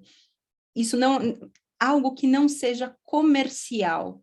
Talvez isso seja mais aceitável, isso não impeça os direitos do próprio modelo com relação à sua imagem, tá? Mas para uso comercial, não recomendaria, tá bom?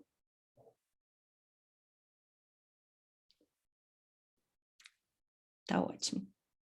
Passando para o próximo slide, um ponto que eu já falei um pouco com vocês, mas eu queria chamar a atenção é o conteúdo que está sendo pedido, solicitado ao influenciador. Então, esse exemplo que eu trago para vocês foi um exemplo super delicado, porque essa moça chamada Yeisha Evans, ela é uma ativista no Black Lives Matter, que ela foi presa durante a manifestação do Black Lives Matter. E aí, a Pepsi viu isso como uma super oportunidade de criar uma campanha bacana, com um viés diferente, e mostrou, como eu falei, uma Kardashian, que eu sempre confundo, essa é a Kendall, uma das Kardashians entregando uma latinha de Pepsi para o policial, meio reprisando ou refazendo a ação em que a ativista foi presa, né, uma releitura daquilo de uma outra maneira, enfim. Isso foi super criticado pela internet, e a Pepsi tirou o comercial do ar. Então, imagine quanto custa hoje você contratar uma Kardashian para trabalhar para sua marca. Em 2 dias, você tem que tirar esse conteúdo, porque pegou super mal para a marca. Muita atenção a isso. Tem um outro exemplo que eu esqueci de colocar aqui, mas me veio na cabeça agora. O Burger King estava com isso não foi no Brasil, tá? O Burger King estava com uma campanha super bacana de pagar ou incentivar as colaboradoras mulheres a fazer faculdade, então eles estavam pagando cursos de chefe para essas mulheres, para o desenvolvimento delas de carreira dentro do Burger King e tudo mais. E eles fizeram uma publicação, acho que foi no Twitter, falando que lugar de mulher é na cozinha. Ponto. E não explicaram por quê. Mas o por trás disso era lugar de mulher na cozinha, porque eu estou oferecendo para as minhas colaboradoras um curso para elas virarem chefes. Só que você imagina um post aleatório, lugar de mulher é na cozinha. Você acha que isso pegou bem? Também não pegou bem. Então, muito cuidado com o conteúdo, porque muitas vezes a gente quer aproveitar algo que está acontecendo no momento, uma situação, um acontecimento, e às vezes as coisas não são tão bem pensadas. Então, qualquer coisa nesse sentido, não vale a pena só consultar o jurídico, mas o time de relações públicas também é super importante para avaliar esse tipo de campanha, tá? Muitas vezes aproveitar uma oportunidade dessas pode não ser tão legal, tá bom? Renata, a gente tem mais uma perguntinha da Larissa Cac. Ela está perguntando o que você entende por uso não comercial pela marca. O uso comercial, a gente voltou para a pergunta de direitos da personalidade, né? Isso, Tá. Uso não comercial. O uso, por exemplo, para treinamentos internos, para as apresentações internas, o uso para apresentações sobre a marca, o histórico da marca, óbvio, não campanhas corporativas, tá? Eu estou falando um material histórico da empresa, uma memória viva, alguma coisa nesse sentido, um material de acionistas, nada que promova produtos, serviços ou a própria marca fora da empresa. Seria algo... Muitas vezes as pessoas me falam, poxa, eu estou fazendo uma apresentação interna aqui na Natura, posso usar essa foto? Posso usar essa que aconteceu, sei lá, um evento que a gente fez que Antônio Fagundes esteve presente na Natura. Posso usar a foto do Antônio Fagundes com o nosso CEO para mostrar uma apresentação interna? Algo mais nesse sentido, tá? Menos no sentido de um uso externo, um uso comercial. Obrigada. Imagina, pode passar, Carol. Bom, publicidade por influenciador e Conar, eu vou correr um pouquinho, gente, porque acho que tem bastante exemplos legais ainda, e eu acho que vocês vão ter uma aula só de Conar também, certo, Camila, Júlia? Então, eu não vou me adentrar muito em Conar, em quais são as regras do Conar, porque eu acho que outra professora vai falar disso com vocês, mas aqui tem um listado de quais são as normas que são aplicáveis e devem ser observadas tanto pelo influenciador quanto pelas marcas ao criarem os posts e os conteúdos. Pode passar, Carol. Basicamente, todas as regras do Código de Autorregulamentação Publicitária devem ser observadas no mundo digital, inclusive os princípios gerais, respeitabilidade, decência, honestidade, medo, superstição, apresentação verdadeira, propaganda. Isso visa a proteção do consumidor, visa evitar propagandas enganosas, então claims que prometem milagres não são permitidos. Ah, mas não fui eu, marca, que fiz, foi o influenciador. Não é isso, não está certo. Então, tudo isso deve ser observado. Ah, eu vou fazer uma campanha falando que meu produto é 100% reciclável. É 100% reciclável mesmo? Você tem as evidências disso? Então, sigam sempre todas as diretrizes do CONAR nessa construção do material, do conteúdo publicitário, tá bom? Pode passar, Carol.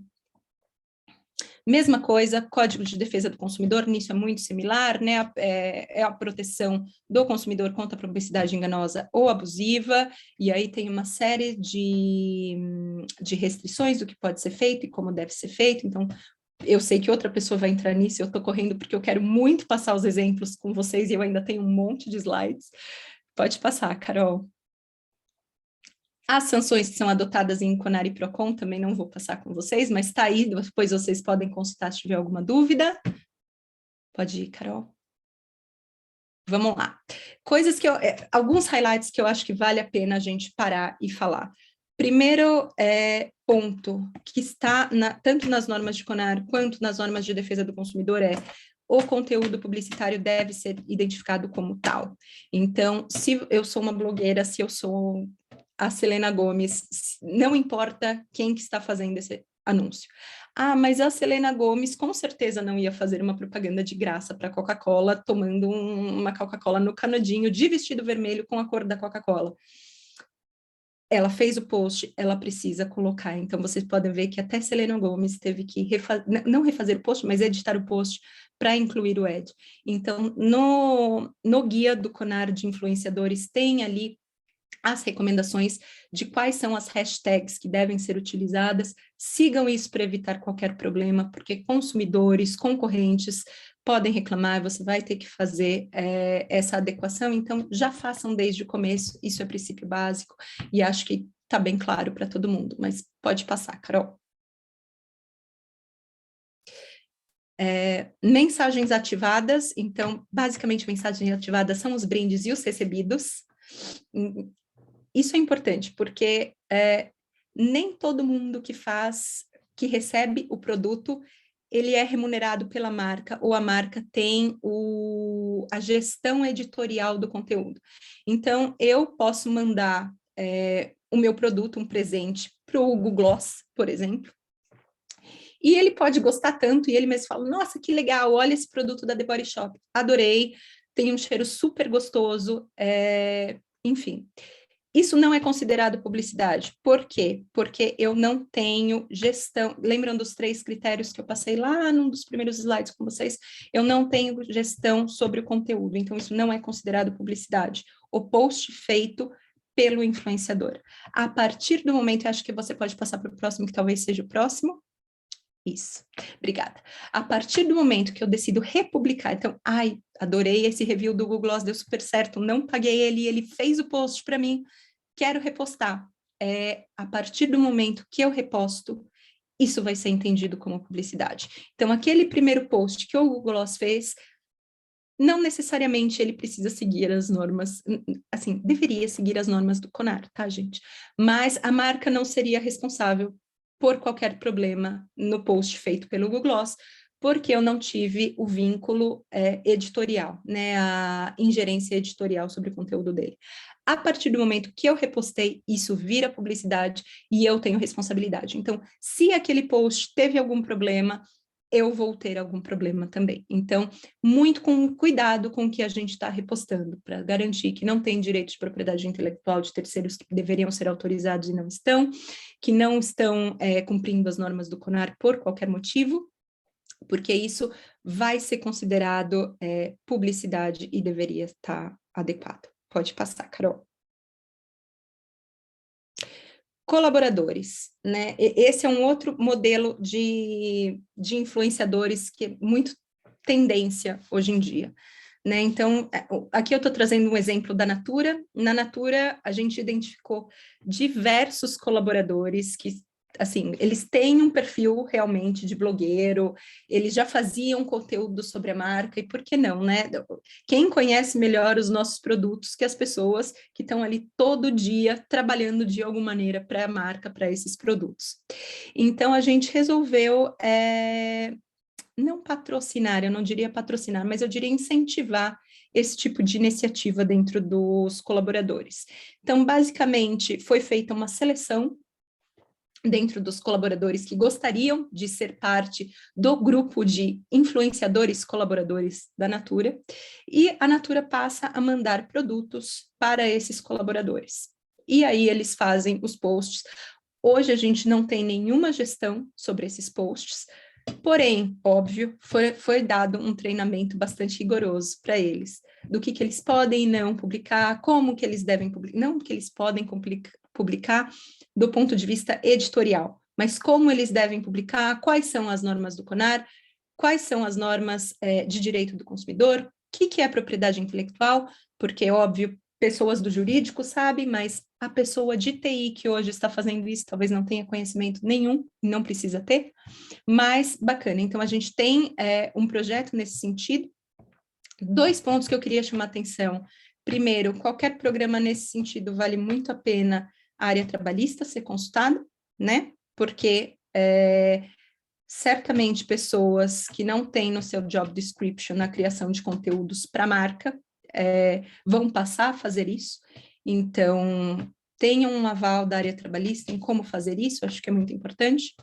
O segundo ponto, que também é muito importante, não necessariamente o conteúdo deste influenciador que foi criado vai pertencer à empresa, né?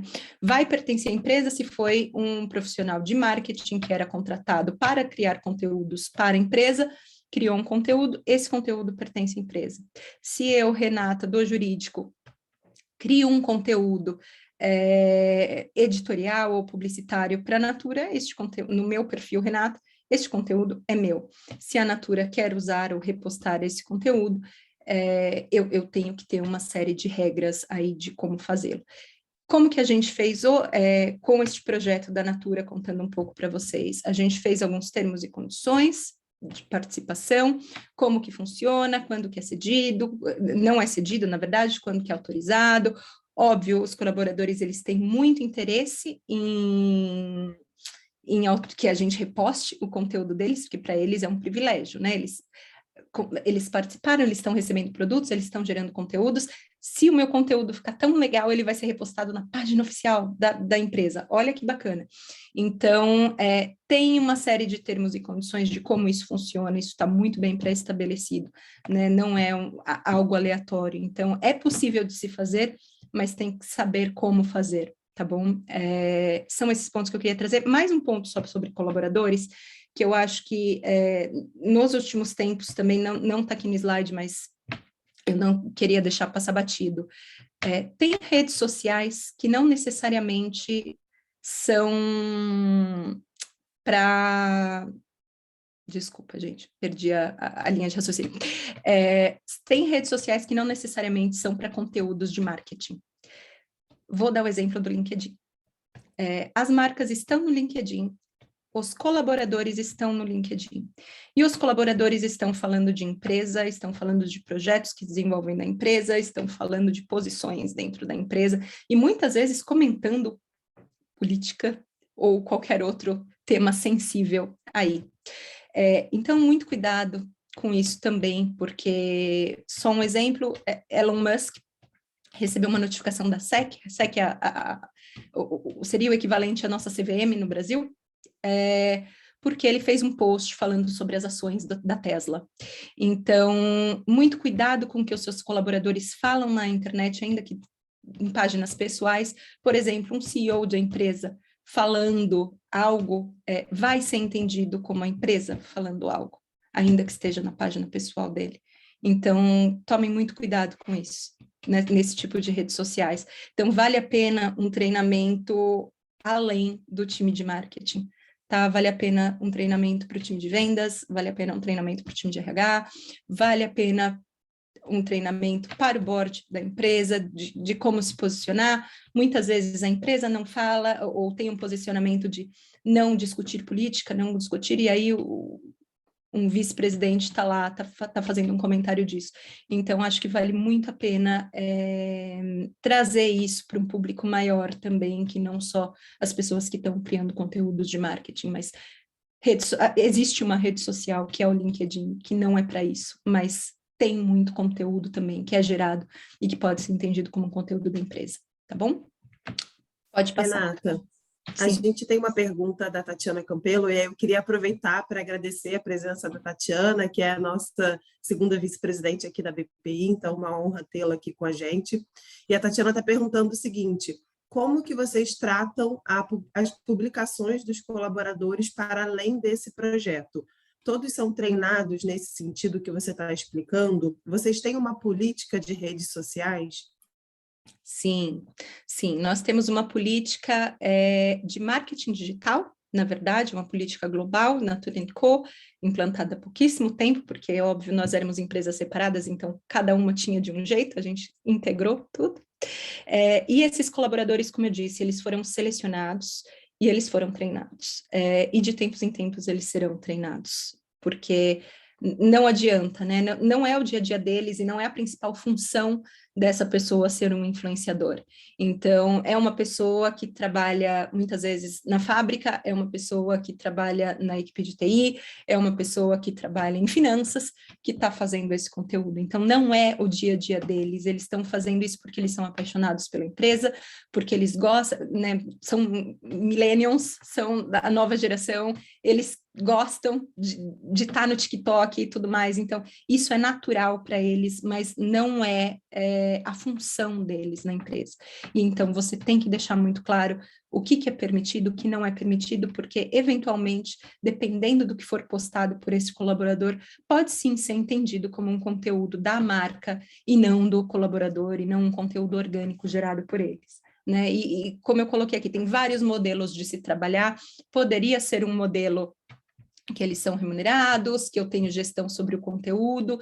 No caso de Natura, não a gente não tem gestão sobre o conteúdo editorial deles, mas a gente treina eles em como fazer, quais são as regras do CONAR. Imagina, você falar para uma pessoa que hoje trabalha na fábrica, o que é o CONAR, o Código de Autorregulamentação Publicitária, a pessoa fala, gente, nunca ouvi falar disso. Então, e eles acham super bacana, super interessante, e estão super engajados nisso, então vale a pena fazer o treinamento. A gente vê muito efeito nisso, tá bom? Pode passar. Engajamento, vou acelerar um pouco mais, gente, desculpa, eu talvez passe alguns minutinhos, mas eu acho que vai valer a pena, fiquem comigo, por favor. Conteúdos de engajamento são aqueles que convidam os consumidores a participar, a gerar conteúdos. Então, poste uma foto, use a minha hashtag, me conte o que você acha disso daqui. É muito importante que todas as regras sejam seguidas, então, se é uma questão de sorteio, que seja envolvido o registro na Caixa Econômica Federal e tudo mais, tem que respeitar a legislação. Eu acho que isso também vai ser tratado em outra aula aqui, então eu vou passar rapidinho, porque eu quero trazer o exemplo de uma campanha super bacana da The Body Shop. Pode passar, Carol, por favor? Ainda conteúdo de engajamento e hashtag, eu sei que se fala muito no uso de hashtags, mas eu acho que essa foi uma campanha bastante completa e acho que vale a pena. Então, a The Body Shop é uma marca bastante ativista, né? Então, ela não só faz campanhas sobre produtos e serviços e marca, ela faz campanhas sobre o que ela acredita, né? Então, é uma marca que acredita no poder do amor próprio e na aceitação do seu corpo como e body positivity, enfim, é muito bacana mesmo. Se vocês não conheceram essa campanha, convido todos a conhecer. Basicamente, essa campanha falava, e posso ler aqui o manifesto que eu coloquei em português para vocês: quando alguém diz que não somos boas o suficiente, o auto-amor é o nosso maior superpoder. É o que faz com que a gente se levante e lute pela mudança. É o que traz coragem e ousadia. O auto-amor é uma atitude e chegou a hora de agir. Então, basicamente, a gente convidava a nossa rede a fazer uma ação de amor próprio e dividir isso com a rede. Então, foi criada uma hashtag, que no Brasil era Se Amar é Revolucionário, mas em inglês era Self-Love Uprising. E a gente convidava e a gente fez um desafio. Eu quero ter 1 milhão de ações de amor próprio em um ano. E foi super bacana, porque no prazo de meses, acho que 2 meses de campanha, a gente teve mais de 2 milhões de atos de amor próprio, de pessoas compartilhando com a gente qual foi o ato de amor próprio dela com ela, qual que é a história dela e tudo mais. Então, eu trouxe aqui alguns exemplos super bacanas, como você pode ver, esse post da Nath Castelo, né? Desculpa a sociedade por ser tão linda e fora do padrão. E aí a hashtag The Body Shop, amor próprio, Se Amar é Revolucionário, enfim, desta pessoa. E eu disse, a The Body Shop é uma marca super ativista, então não liguem para o fuck off, porque na The Body Shop isso é bastante comum, a gente gosta de trazer temas e de defender o que a gente acredita, então estou trazendo isso da apresentação também, não é um problema para a gente, contando da decisão de como foi raspar o cabelo e o que isso representava para essa pessoa e por que ela ficou feliz com isso, ainda que a sociedade não aceitasse isso. Esse rapaz também que falava sobre o peso dele, ó, eu estou me aceitando, eu sou lindo, e é isso que a gente traz. E é óbvio, a gente tinha muito interesse em divulgar essas informações bacanas e fazer com que a nossa rede se engajasse e tudo mais. Mas passa para o próximo slide, por favor, Carol. Mas o que eu queria trazer para você e aí a discussão, poxa, só porque tem uma hashtag, essa hashtag é suficiente para me autorizar a usar esse post? Primeiro ponto, né, que a gente trabalhou aqui era qual seria a hashtag? Porque pode ser uma hashtag muito genérica. Se for uma hashtag muito genérica, qualquer pessoa pode colocar para qualquer coisa, não necessariamente ela vai estar ali participando, engajada na campanha. Ela pode só ter colocado essa hashtag por qualquer motivo. E mesmo você criando uma hashtag que seja um pouco mais diferenciada, não necessariamente essa hashtag vai ser a sua, vai estar vinculada ao seu post. Então, vejam só, esta influencer, ela postou um review da K-Beauty e usou a nossa hashtag. Então, ainda assim, tem que ter uma curadoria, né? E é claro, como eu falei para vocês, a The Body Shop, ela tem um programa de como repostar, então, para participar dessa campanha, volta o slide para mim, Carol, por favor. Se você vê aqui, a gente tinha um QR Code, que a pessoa podia ler mais sobre a campanha, ali também estavam os termos de como a gente ia usar, não só as imagens, mas as histórias, os dados pessoais dessas pessoas, as fotos, o nome, o perfil e tudo mais. Então, a gente buscou, assim, amarrar da melhor forma possível, mas sempre, claro, viabilizando, e óbvio, teve que ter uma curadoria, porque ainda que você crie uma hashtag que seja mais distinta, não necessariamente 100% do que está ali está vinculado ao seu conteúdo, e vale muito a pena que você tenha atenção para você não repostar algo que não tem nada a ver ou que não foi a intenção daquela pessoa. Pode passar, Carol, por favor. Conteúdos sem relação com a marca, basicamente aqui a gente está falando da resenha, então não é a situação que eu mando o produto para o consumidor, mas é a situação que o consumidor, ele mesmo compra o produto ou os produtos, e ele faz um review, ele fala como que foi a experiência dele ao usar o meu produto, e muitas vezes esses reviews são muito legais, né? E a marca fala, poxa, quero usar, olha que bacana esse vídeo, olha essa pessoa, a produção que ela fez. Posso usar esse conteúdo? Não posso? Mesma coisa, vá atrás de autorizações para usar, e aí, mesmo que seja através de um direct message para essa pessoa, mas tenha atenção para o que está dentro do conteúdo dessa pessoa. Às vezes o vídeo está super bacana, mas está com uma música de fundo, e aí eu não tenho autorização, ou eu teria que buscar a autorização dessa música. Está mostrando a marca da Nike, de novo, lá no fundo.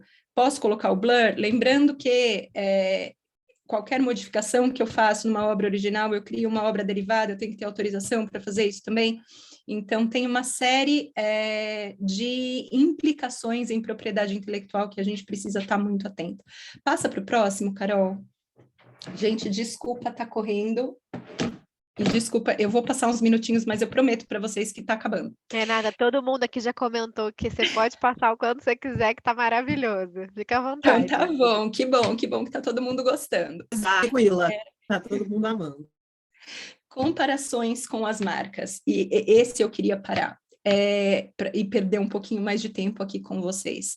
Muitas das resenhas que, principalmente o meu time de marketing gostaria de usar, eles comparam produtos com produtos de concorrentes. Renata, olha que demais! Posso repostar esse conteúdo? Pontos importantes, a partir do momento que eu reposto, isso vira publicidade, como eu falei para vocês, eu tenho que observar todas as normas do CONAR. Muita atenção para publicidade comparativa. Existe uma série de... não estou falando que é impossível, mas é muito difícil um conteúdo gerado por um consumidor seguir 100% das regras de publicidade comparativa. Por quê? Porque você tem que estar comparando produtos do mesmo ano, você tem que estar comparando produtos dentro da mesma faixa de preços. Não adianta eu comparar Dior com Avon. Eu tenho que comparar Avon com um concorrente da mesma categoria, né? Com um produto da mesma categoria. Então, muito cuidado, porque nem sempre, e eu sei que é a tristeza do time de marketing, mas existem uma série de regras. Por quê? Porque a gente está preservando o interesse do consumidor, evitar uma propaganda enganosa, abusar não da ingenuidade, mas da falta de informação do consumidor, né, sobre tudo. Então, não é à toa que existem essas regras. E ainda que seja super bacana, tomem muito cuidado, dificilmente é possível, mas quem sabe, pode ser que alguém tenha algum conhecimento, consiga fazer uma comparação bem bacana e a gente possa até usar isso, tá? Só o segundo ponto, que a não observância das normas caracteriza a concorrência desleal. Então, aqui o problema, ele é até maior, porque você pode responder a uma ação judicial, você pode ter que pagar um alto valor de indenização, não vai ser só tirar este material de circulação e fazer o takedown desse site. Se você está falando com uma marca grande, se você causar um prejuízo ou um dano, porque muitas vezes também não há muito filtro em como a pessoa faz essa resenha, então ela pode fazer essa resenha de alguma maneira danificando a reputação ou a imagem do seu concorrente. Então, ainda que ela esteja falando muito bem do seu produto, a partir do momento que você publica, isso vira publicidade, a responsabilidade é sua. Observe e faça a concorrência leal e não desleal, tá bom? Próximo, Carol. Influenciadores virtuais. Hoje em dia, mais do que nunca, os influenciadores humanos têm concorrência. E esta concorrência, ela está num pico de crescimento, assim, nunca visto antes, tá? Marcas já estão no metaverso ou em outros ambientes de realidade virtual, e você pode fazer todo tipo de propaganda com isso também. E aí, eu queria trazer alguns exemplos para vocês. O primeiro aqui é do Justin Bieber.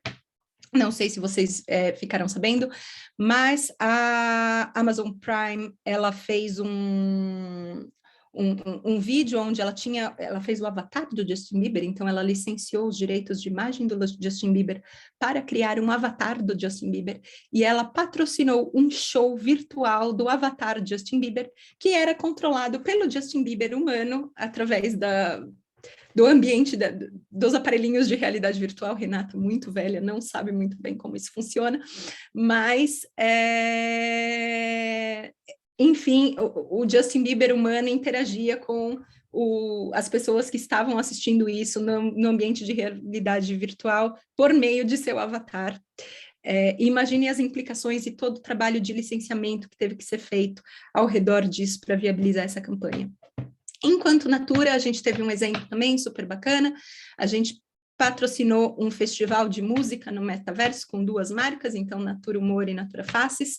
A gente também teve toda uma questão de licenciamento da marca e dos nossos produtos para criar avatar dos nossos produtos, dos artistas que participaram do festival e tudo mais. Então, foi um trabalho super grande, super bacana, e isso tende a crescer muito. Então, está muito atento, porque essas coisas, as oportunidades também surgem do dia para a noite, tudo isso é muito novo, e acho que estão todas as marcas aprendendo como fazer, mas sempre se lembrando que tem direitos autorais, tem direitos de propriedade intelectual por trás de tudo isso, e a gente precisa de algum tempo de antecedência para avaliar qual que é a melhor maneira de fazer, o que precisa ser feito para viabilizar tudo isso, tá bom?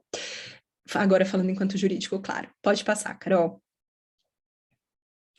Então, uns exemplos de influenciadores virtuais. Chudu, eu não sei se é assim que pronuncia também, Chudu. Ela é uma influenciadora virtual, então ela foi criada por uma startup, e é impressionante, porque eu olho as fotos e eu falo, gente, isso é uma pessoa, mas não é um avatar, e ela faz campanhas muito bacanas. Então, essa primeira foto de baixo aqui é uma campanha para Shiseido, que ela fez, de maquiagem, sensacional. A segunda foto aqui é para Hyundai, então ela coloca, se você vê aqui, ela coloca que é uma paid partnership, então ela segue exatamente as mesmas regras do mundo real, e é isso que eu queria trazer para vocês. As regras do mundo real se aplicam às regras do mundo virtual. Então, ainda que seja uma influencer que não existe no mundo real, só existe no mundo virtual, ela se submete às mesmas regras. Então, eu tenho este tipo de influenciador, e eu tenho influenciador que foram criados pelas marcas. Então, na Natura, a gente tem a nossa influenciadora Nath, que vocês podem ver no website e em alguns outros ambientes, mas eu tenho, por exemplo, essa embaixadora da Puma, que é uma influencer criada e desenvolvida pela Puma, e ela tem o próprio Instagram dela, e ela produz conteúdo para a Puma dentro desse Instagram. Então, só para vocês terem um pouquinho de feeling de qual será o futuro do marketing digital e a concorrência para os influenciadores humanos, tá bom? Pode passar, Carol? Estou terminando meus últimos 2 slides, e aqui só um resuminho do que a gente conversou hoje. Então, quais que são os riscos, os principais riscos que eu, Renata, vejo hoje com relação ao marketing digital? Primeiro ponto é a violação de direitos autorais, então tenham muito cuidado, cumpram com as leis, vejam se vocês precisam ou não de autorização. O segundo ponto está relacionado à privacidade e confidencialidade. Eu sei que eu não entrei neste ponto, nesta apresentação, mas eu vi no programa de vocês que vocês vão ter uma aula só sobre isso, então eu aproveitei e não coloquei aqui em detalhes, mas passando rapidinho, os influenciadores ou as marcas, eles captam informações, dados pessoais, então como eu uso essas informações, como eu compartilho essas informações, eu tenho que seguir LGPD e outras leis que estão ao redor disso, mas vocês vão ter uma aula disso, então não se preocupem. Conduta enganosa, muito cuidado com claims, com promessas milagrosas que não acontecem, com posts que enfim, estejam em desacordo com o CDC ou com as normas de CONAR. E o terceiro ponto é a questão da difamação, é o ponto reputacional. Avaliem se o conteúdo que está sendo pedido para o influenciador, se uma campanha de último momento que vai trabalhar um tema sensível, vale a pena, se está correto, como que ela vai ser vista pelos consumidores ou pelo público em geral. Envolvam jurídico, envolvam a área de relações públicas, tenham um olhar completo e uma avaliação completa antes de fazer isso, porque o problema do dano reputacional você pode tirar esse post da internet, mas isso vai ficar para sempre na internet, de alguma maneira, não na sua página, mas está na internet, e as pessoas vão falar disso, e a cada 2 minutos, meia hora na internet, a repercussão disso pode ser muito negativa para a marca, ou para o próprio influencer, não só para a marca. Então, muito cuidado com isso. Claro que esses riscos podem ser mitigados, como eu falei, conversem com o jurídico, conversem com a área de relações públicas, façam um clearance de direitos autorais, do que precisa ou não precisa, treinamentos, eu acho que isso é o ponto essencial, já falei algumas vezes aqui, vale um treinamento para as áreas de marketing, vale um treinamento expandido para outras áreas da empresa que trabalham com redes sociais, mas não necessariamente são da área de marketing, e tenham políticas e termos e condições condizentes com o que a sua empresa hoje está fazendo no mundo digital, tá bom? Pode passar para o último, Carol, por favor. Um checklist para vocês se guiarem, também já passei pela maioria dos pontos aqui. Muito importante, formalizem a contratação de influencers, obtenham a autorização de uso de imagem, estabeleçam qual que é a titularidade, isso vai ser cedido para a marca, vai ser licenciado, por qual prazo, onde eu posso usar, onde que eu não posso usar, tenham isso bem claro dentro da companhia, falem sobre exclusividade, falem sobre a possibilidade ou não de incluir direitos de terceiro, e se for incluir direitos de terceiro, quem que vai ser o responsável por obter essa liberação. Cláusulas de rescisão são muito importantes, e aqui eu queria trazer especialmente, e isso eu não falei até agora, mas deixei para o final, porque eu acho isso muito interessante, padrão de conduta. E aí eu trago o exemplo aqui bastante recente do Johnny Depp.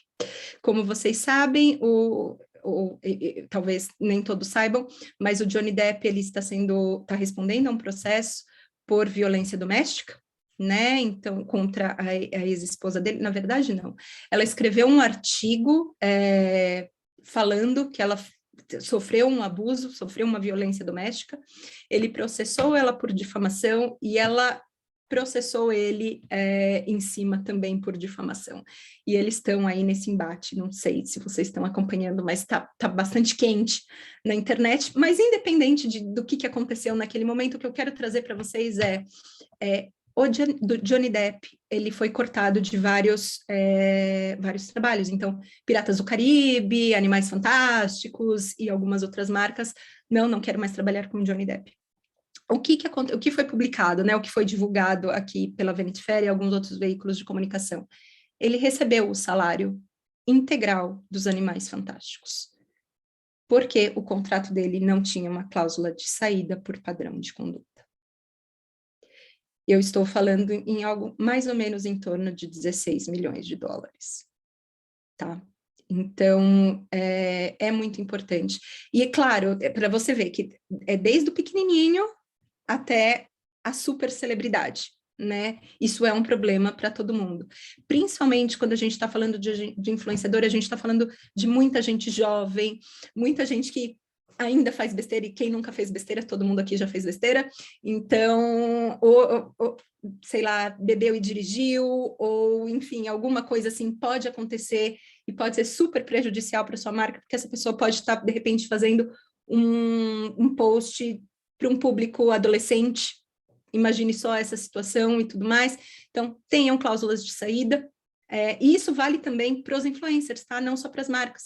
Imagina se a marca está envolvida numa investigação de corrupção, algo nesse sentido. O influencer vai querer, ou a celebridade vai querer estar vinculada por mais um ano, por mais 6 meses com essa marca, postando todo dia um conteúdo, a carinha dele dentro da rede social.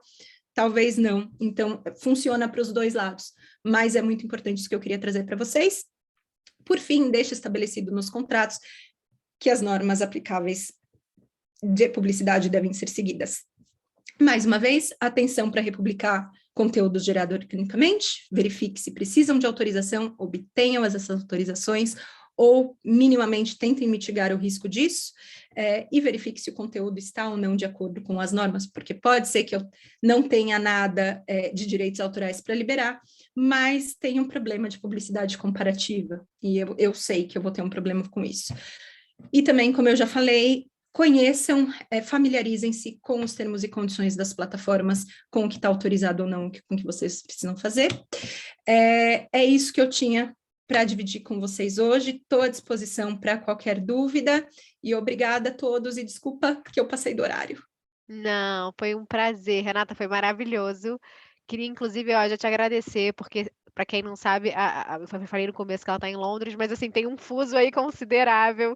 Então, obrigada por ter, né, ficado até tarde aí para compartilhar, dividir sua experiência, seu conhecimento com a gente. Pessoal, alguém tem mais alguma pergunta para direcionar para a Renata? Se tiver, acho que a hora é agora, para a gente também não se estender muito, não prejudicar aí a Renata.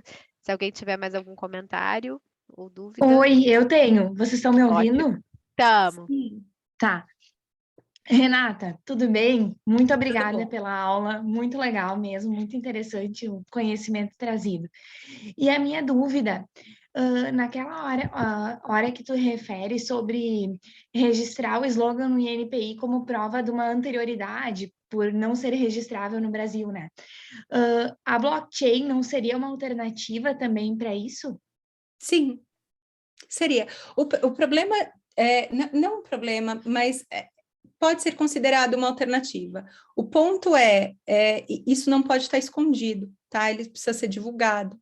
Então, a publicação, a divulgação, ela é importante, porque o direito, ele passa a ser protegido a partir do momento que isso está público, né? Então, muitas vezes no blockchain, isso não fica público. Seria só anterioridade mesmo, né? Não fica, Exatamente. realmente não ficaria Então, público. Se não for tornado público, talvez não adiante. Entendi, entendi. Tá bom? Tá bom, muito obrigada. Imagina. Renata, eu tinha uma dúvida também, se puder. Vamos lá.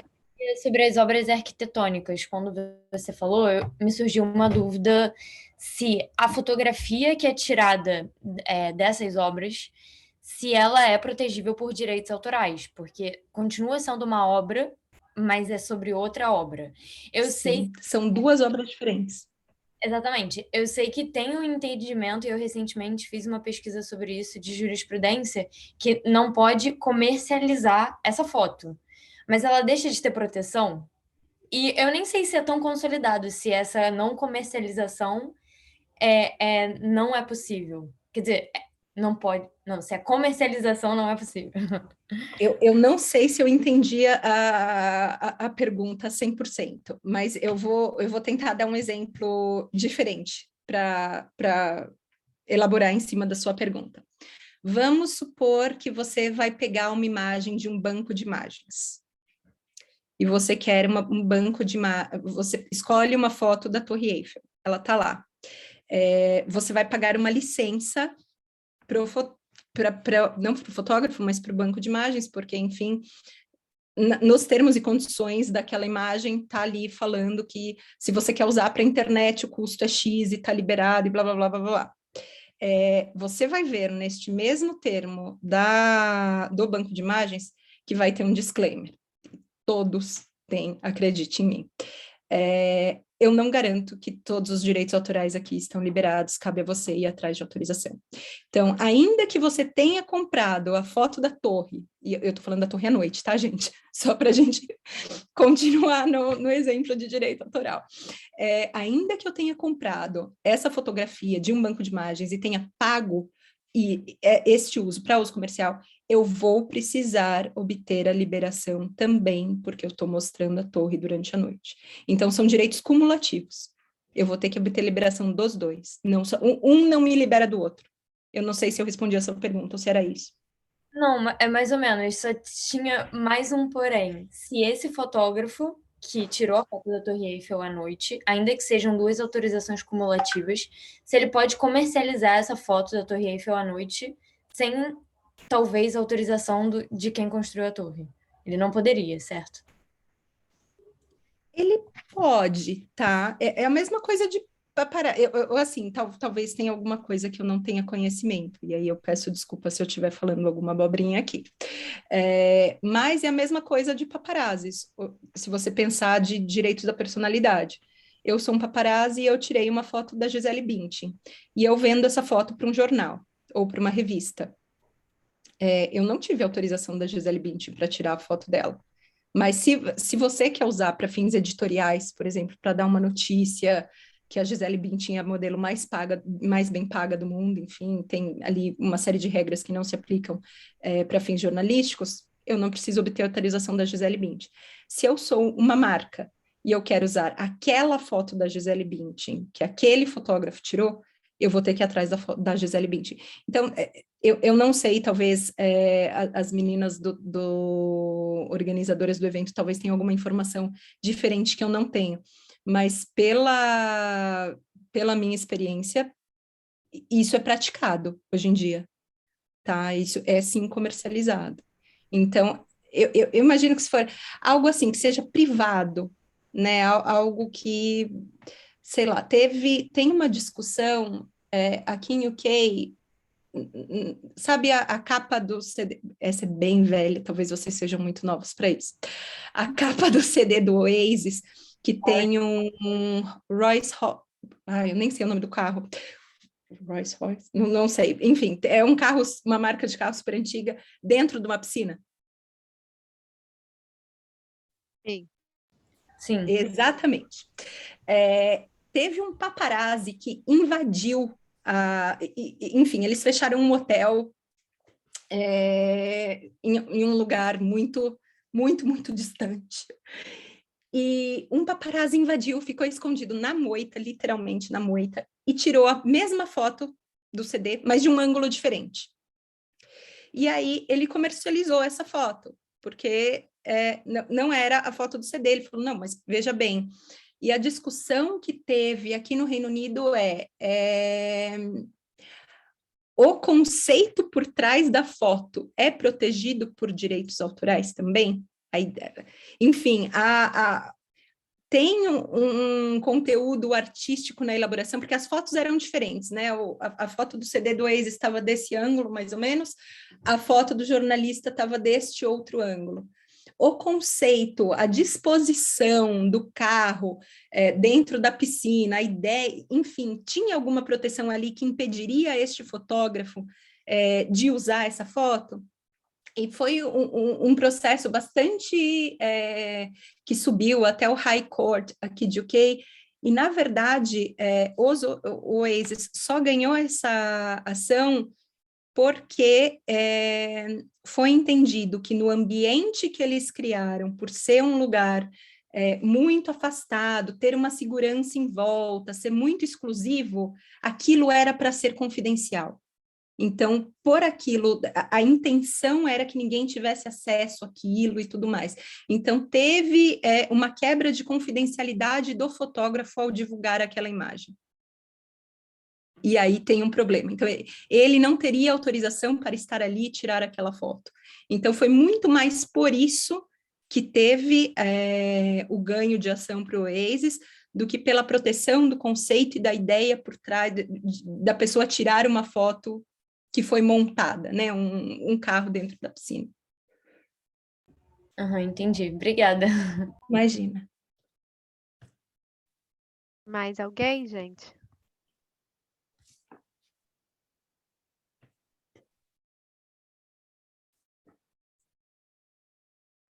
Bom, acho que a gente pode encerrar, então, né? E agradecendo muito, Renata, por toda a sua exposição, que foi incrível, com muitos exemplos práticos, sempre muito bom, né? Ouvir quem está na prática, executando.